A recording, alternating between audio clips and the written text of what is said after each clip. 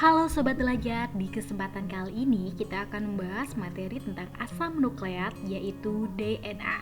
Nah, untuk mengetahui lebih lanjut tentang DNA, kita pelajari bareng-bareng yuk. Asam nukleat terdiri atas dua macam. Yang pertama ada DNA dan yang kedua ada RNA. Nah, untuk asam nukleat yang pertama adalah DNA atau deoksiribonucleic acid. Nah, jadi DNA ini merupakan penyusun gen pada kromosom. Nah, jadi bentuk dari DNA ini merupakan untai ganda atau double helix, kemudian berpilin ke arah kanan dan anti paralel dari 5 ke 3 dan 3 ke 5. Nah, ini merupakan untai polinukleotida, di mana satu nukleotida ya, ini terdiri atas fosfat ya. Biasanya untuk digambar bentuknya bulat. Kemudian yang kedua adalah gula pentosa deoksiribosa jenisnya. Biasanya kalau digambar bentuknya segi 5. Dan yang terakhir ada basa nitrogen. Biasanya bentuknya kalau kakak pakainya yang kotak. Nah, di sini basa nitrogennya ada dua macam. Ada purin terdiri atas adenin dan guanin. Adenin biasanya disingkat dengan huruf A,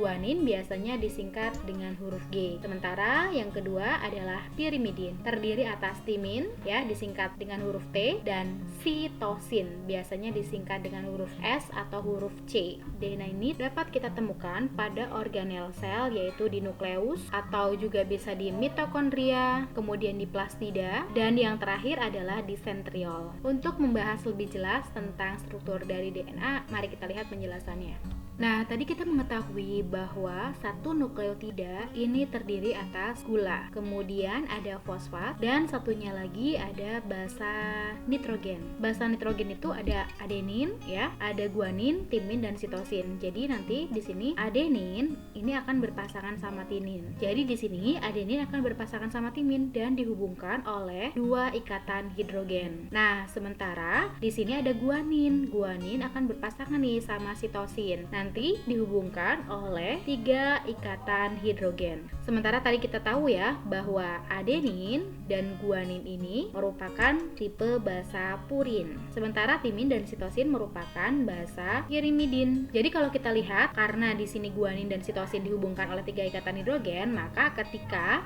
DNA memiliki basa guanin maupun sitosin lebih banyak, maka menyebabkan DNA ini menjadi kuat. Nah, sementara kita tahu bahwa gula ini merupakan senyawa berkarbon 5, karena kan tadi gulanya gula pentosa ya. Sementara nanti fosfat juga akan menempel nih dengan gula, yaitu di atom C nomor 3 atau atom C nomor 5. Sementara kalau basa nitrogen ini menempel pada atom C nomor 1.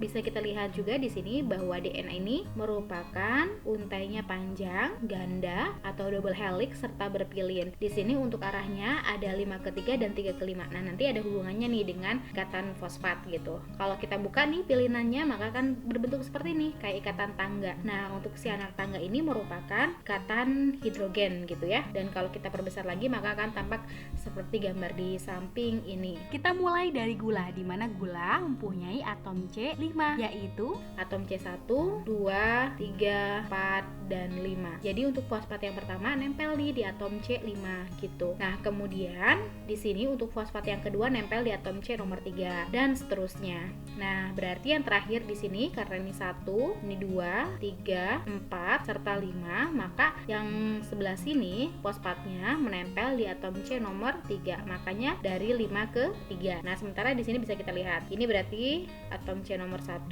2, 3, 4 dan 5. Berarti ini C-nya juga C5 gitu ya. Jadi kalau misalnya di sini juga ada fosfat lagi, maka di sini juga C-nya C3 dan seterusnya sampai di sini berarti atomnya nomor 1, 2, 3, 4 dan 5. Berarti ini C5.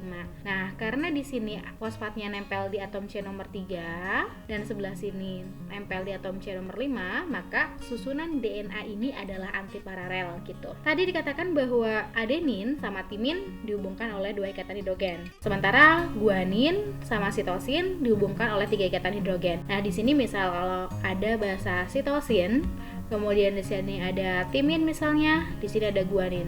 Nah, biasanya untuk tipe soal itu menentukan jenis basa nitrogen pasangannya. Di sini ada sitosin. Lihat nih, oh ternyata 3 ikatan hidrogen. Berarti pasangannya sitosin adalah guanin. Nah, ini juga sama. Oh, ada 2 ikatan hidrogen. Berarti pasangannya timin adalah adenin. Nah, kemudian di sini juga sama, guanin dihubungkan 3 ikatan hidrogen, berarti pasangannya adalah sitosin. Nah, ini adalah struktur dari DNA. Nah, di sini Kakak tambahkan mengenai aturan Chargaff. Jadi pada tahun 1947, seorang ilmuwan bernama Erwin Chargaff menemukan komposisi bahwa basa nitrogen DNA pada setiap organisme ternyata memiliki rasio yang berbeda-beda. Berarti antara manusia ya dengan tumbuhan dan lain sebagainya pasti berbeda. Nah, meskipun jumlah basa nitrogen pada setiap organisme memiliki rasio yang berbeda-beda, tapi di sini terdapat sebuah keteraturan di mana kita tahu bahwa jumlah timin dan adenin adalah sama. Karena tadi kita tahu bahwa timin dan adenin dihubungkan oleh 2 ikatan hidrogen. Dan di sini untuk jumlah guanin dan sitosin juga sama nih ternyata. Karena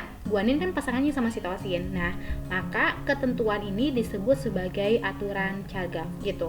Nah, untuk contohnya bisa kita lihat di sini ya. Jika kadar guanin dalam DNA ada 40%, maka kadar basa nitrogen adeninnya adalah titik-titik. Boleh kita pakai tabel bantuan seperti ini. Guanin adalah 40%. Ingat, kalau guanin pasangannya sama apa? Pasti sama sitosin, gitu ya. Nah, di sini jadi sitosin juga sama, pasti punya 40% juga.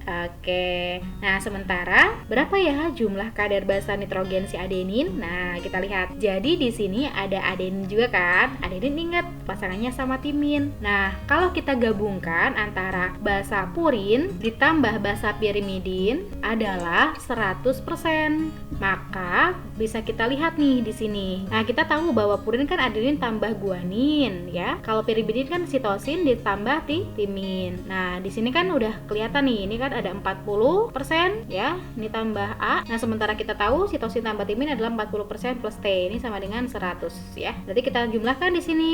Adenin ditambah timin, kemudian ditambah 80%. Berarti di sini adenin ditambah timin sama dengan 100% ya, dikurangi 80%. Jadi adenin ditambah timin sama dengan 20%. Nah, ingat adenin sama dengan timin, berarti masing-masing kita bagi 2. Jadi masing-masing dapat 10% dan ini juga sama 10%. Atau boleh cara cepatnya, keempat ini kalau kita jumlahkan ada 100. Makanya 40 tambah 40 kan sudah 80. Maka sisanya di sini ada 20%. Nah, 20%-nya berarti milik adenin 10%, milik timinnya 10%. Jadi besarnya basa nitrogen adenin berapa? Oke, jadi jawabannya adalah 10% gitu.